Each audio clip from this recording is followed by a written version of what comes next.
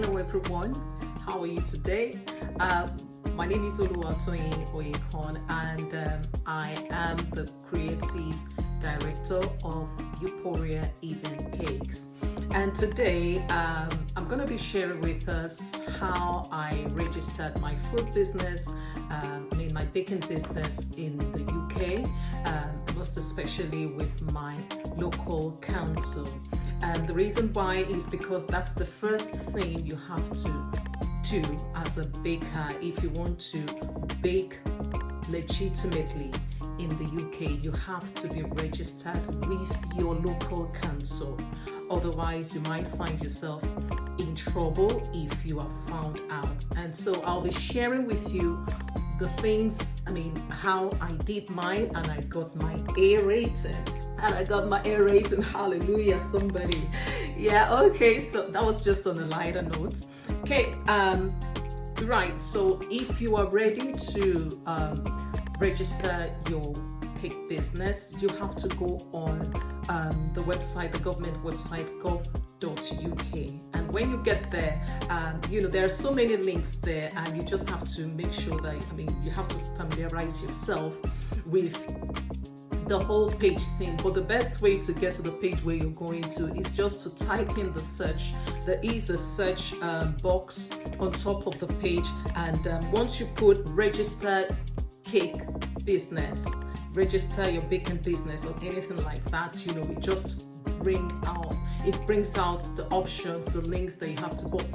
On one of the links, probably I'll have to do another video screen recording, the step-by-step on how to go on the website for you, but that won't be in this video, so that it won't be too long. Okay, yeah, so when you get on the website, you have to complete a form, and immediately you complete the form and submit it, your local council is going to contact you. They will contact you through the email you registered with, and they might, so many times, they might be scheduling a visit to your house, especially if you are home baking. I know that's where most of us start from. We start baking from our kitchens, our home kitchens, and they would have to schedule a visit to you. So what are the things you need to put in place while you're expecting them, so that you can get your A rating? Yes, those are the things we're going to be talking about today. And so please relax and sit back as I give you those tips.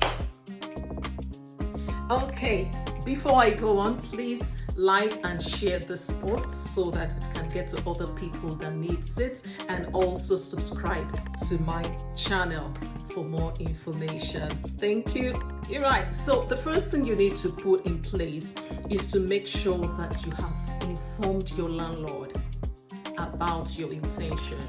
You're right. So in the UK, your landlord needs to know what you're using his or her house for, and give you a go-ahead before you can call the council to come for visit. The reason is because there is a centralized database, and once you do that, the database is so connected to each other that at one point or the other they might need to contact your landlord regarding what you're doing. So please make sure that your landlord is in the know. Your landlord or your agent, your house agent, is in the know about what you are doing. That's about that. The second thing is that you must make sure that your kitchen is well tidied, including your shelves. So I know most of us, especially houses in UK, they are so small and all of that, but I am very favored. I won't use the word lucky. I'm very favored that I got a very big kitchen. A house with a very big kitchen, and I love it. Honestly speaking, I've got so much shelves and all of that. So what I did was to separate my baking, my baking shelves I had my baking shelves separately, and I also have shelves left for my personal food items, or other things that I have in the kitchen. So what you need to do, no matter how small your kitchen is, I know it's not everyone that has that opportunity. So no matter how small your kitchen is, you have to make sure that your baking items, your baking ingredients, your baking tools are not in the same shelves where you put your personal things. Most especially, for us Africans, we sometimes have our local foods in our kitchen and all of that. And if you're someone like me, a Yoruba person like me, that has things like egusi, that has things like egusi is ground melon, that has locust beans, in your shelf. You don't want that smell to mix up with probably flour and other things that you use for your baking. So make sure that you compartmentalize your shelves and arrange appropriately. I believe that we understand what I'm talking about. Also whatever shelves you have, whatever shelves that you have set apart for your baking items, make sure that it's well tidied and arranged, just in case your health officer might tell you, your health officer might tell you to open your shelves so that he can see. Just to be safe, okay? And thirdly, make sure that you get containers with covers where you can put your dry ingredients, things like flour, if you keep icing sugar, your sugar and all of that. If you store all of that, you need containers. There are some containers sold in Asda. I got mine from Asda actually, and it's helped a lot. Why? Because even if you have, you should not have rodents in your kitchen. You should not have rodents. You should not have insects.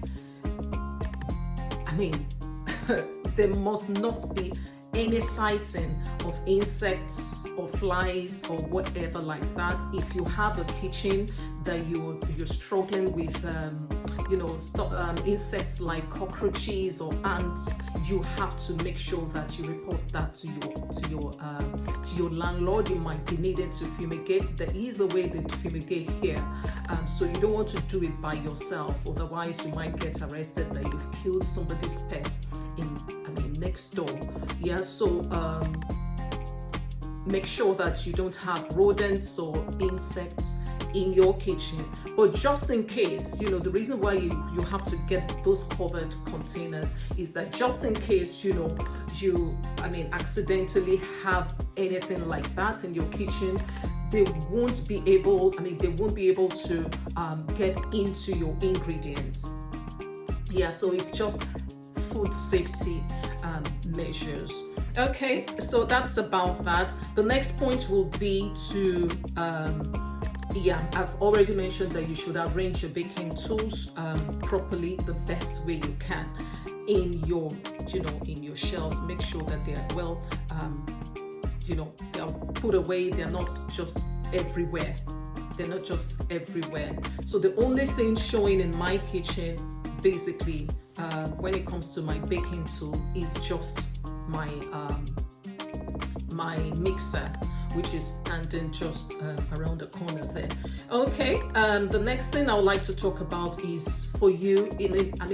This is for me is very important. The next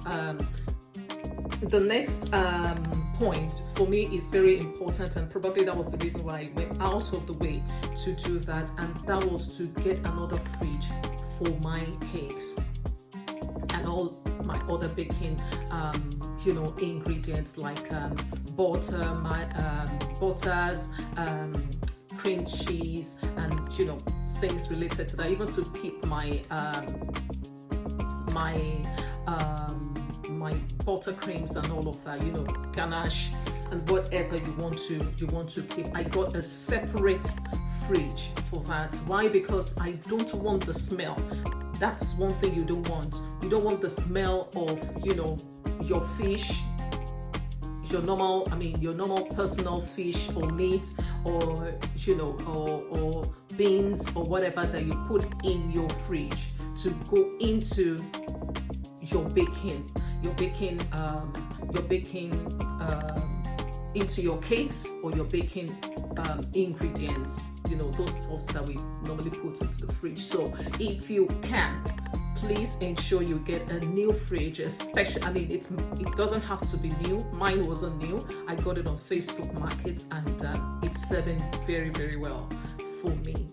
Okay. Yeah, and another reason why you should get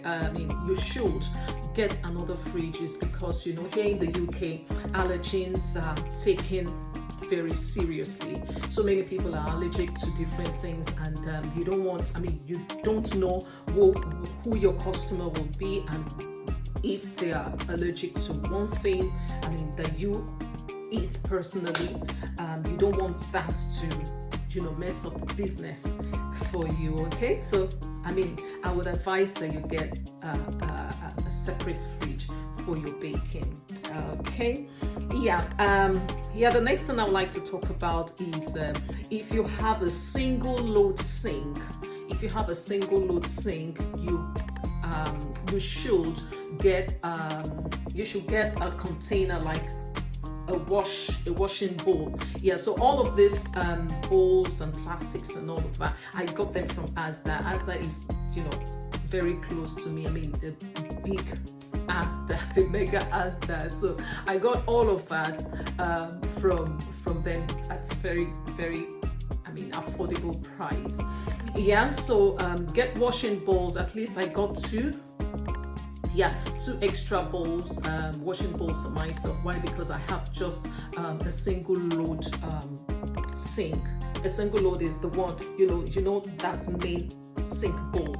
I have just one of that in the kitchen, and that's what most of us would have in our kitchens. I don't have a dishwasher, so that was the reason why I have that. The reason is because just in case anything is in my sink, most of the time before I start baking, I make sure that my sink is free of any plates or whatever. That's basic hygiene. However, I decided to go an extra mile to make sure that I have a bowl where I put any used utensils or tools or things that needs washing separately into a bowl, just to avoid any form of contamination or allergic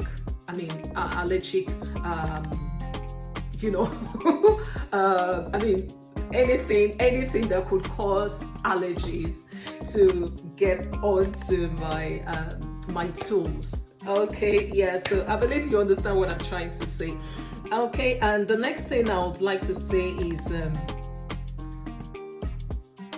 make sure that your cleaning agents, the things that you use for cleaning, those sprays, those detergents or liquid or whatever, washing agents are put separately. They are put separately into another shelf, away from your preparation area. I want to advise or suggest that this kind of cleaning agents and all of that are usually put just inside the shelf under your sink. Okay, so that nothing else, no food is around that area, or anything that could cause food poisoning. Yeah, because even cleaning agents, even sanitizers and all of that can cause food poisoning if not handled properly. So you have to make sure that that's not around your food preparation area. Okay, thank you so much. I believe you're following me, and I am not boring you. Okay, yeah, the next thing is to make sure, this depends on you, what you want and what your choice, your personal choice. For me as a baker, I do not take non-dairy orders. I do not take egg-free orders. Yeah.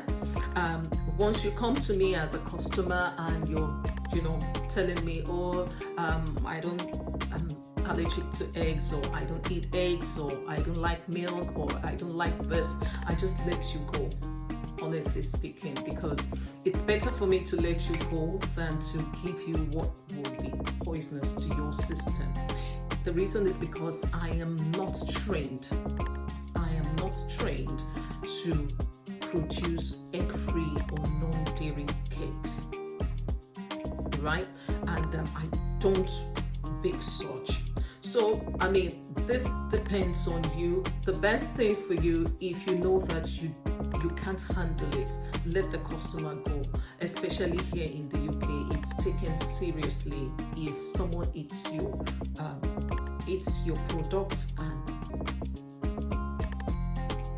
complains. It's not taken lightly, right? So one of the things that I remember the environmental officer asked me was, do you make non-dairy or egg-free products? And loud and clear I told him no, and just allow customers to go. No arguments, no controversy at all. I'm sorry, I can't do this. And the person just lives, and he was like, oh yeah, that's good. The reason is because if you do, you might have to follow some extra legislation, right? You might have to follow they might be taking you through some other legislations which are not that simple. And the next thing is for you to get a closed bin. Make sure that you've got a dustbin that has got a cover, and wherever you want to put your dustbin must be away from your food preparation area. And make sure that definitely this is common knowledge that when you have a dustbin in the UK here, you have to put like a dustbin nylon into it, so that once it's full, all you need to do is to tie the nylon and take that out. And the ideal thing is that your dustbin must not be fuller than three-quarter of its capacity. Okay, in fact, when it's half full, just take it out. That's best practice.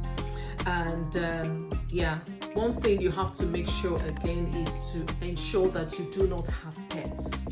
You don't have pets in your house, dogs, cats, or whatever pets is not allowed when you are handling public food in your house.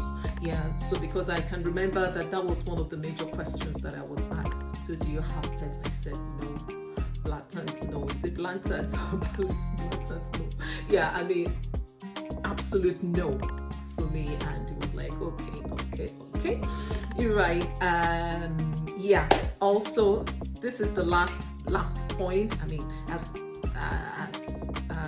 As much as I can remember, the last thing was that he asked me if I do store my cakes, right? Like, do you store your cakes, like freeze them for months, or bake your cakes and then wait for orders? I said No, that's not what I would even do at all. I wait for my orders. When my orders come, I bake my cakes and deliver. Yeah, I bake my cakes and deliver. So the preparation time would not be more than 3 days at the most. Yeah, the day for me to bake, the day for me to decorate, and the day of the delivery. By the 3rd day, my customer is eating the cake already. Yeah, and that must not compromise your food, would I say, not expiring now, best before time. Your best before, the food's best before. Yeah, ordinarily your cake should still be okay even 5 days after in the fridge. Yeah, but don't store your cakes. If you don't store your cakes, you wouldn't have much problems, like baking without having the orders and all of that. I don't do that personally. That's a personal choice, and I can remember it was one of the major questions that I was asked by the environmental officer, and eventually, after all of these questions, I was presented my 5-star hygiene rating for my kitchen. Yeah, and I just thought this is going to be very helpful to some other bakers like me, probably that has just come into the UK and you're trying to start your cake business again. I know it's a lot, and we have a lot of things to consider, balancing life, balancing the business, what is obtainable, what is not obtainable, what can we do, what can we not do, and all of that. Yes, we do struggle. I know, there's a lot of people going through all of that. All of that questions going through your mind, but that's fine. We could hold each other's hands, and if you have more questions for me, you could put the questions into the comments. I'll try as much as possible to answer them as soon as I can. And please, before you go, do not forget to like this video. Put some comments and let me know how helpful this video has been to you, how much information you've gotten. If there's any new thing that you've gotten from this video, let me know in the comments, okay? And please subscribe to this channel because more information is coming to you soon. And also, that's all for today. Thank you so much for listening and for watching this video. I'll see you again in another video. Thank you.